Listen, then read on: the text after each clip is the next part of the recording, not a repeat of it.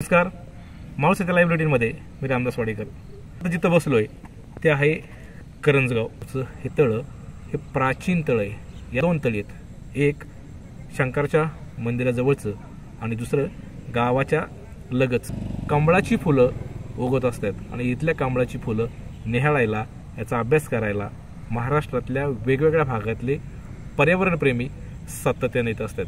खरं तर ही निसर्गाची विपुलता खूप मोठी आहे आणि ही विपुलता जपण्यासाठी, तिचं संवर्धन करण्यासाठी इथल्या तळ्यांचे सुशोभीकरण करावं अशा प्रकारची मागणी दिवसागणित करंजगाव ग्रामस्थ करतायत.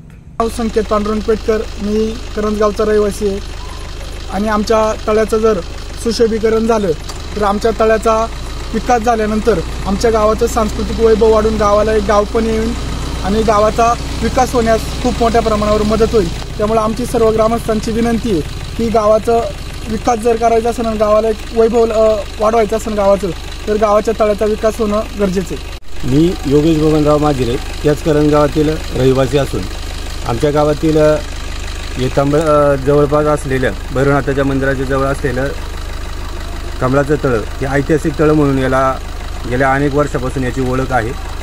खरं तर या तळ्याचं सुशोभीकरण व्हावं या उद्देशानं आम्ही मावळ तालुक्याचे लाडके आमदार आदरणीय सुनियांना शेळके यांच्याकडं या तळ्याच्या सुशोभीकरणाच्या कामाच्या निमित्तानं गेल्या काही दिवसापूर्वी प्रस्ताव दिलेला आहे आणि अण्णांनी आम्हाला त्याच्याबद्दल शब्द दिला आहे की आम्ही लवकरात लवकर हे काम पूर्ण करू.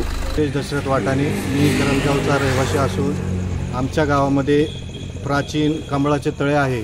तरी या आमच्या तळ्यामध्ये जेव्हा कधी या तळ्याचं सुशोभीकरण होईल तेव्हा छत्रपती शिवाजी महाराजांचा पुतळा या ठिकाणी व्हावा ही अशी आमची मागणी आहे. तसेच सभोवताली वयोवृद्ध लोकांसाठी काहीतरी ओपन जिमचं काम व्हावं ही आमची इच्छा आहे.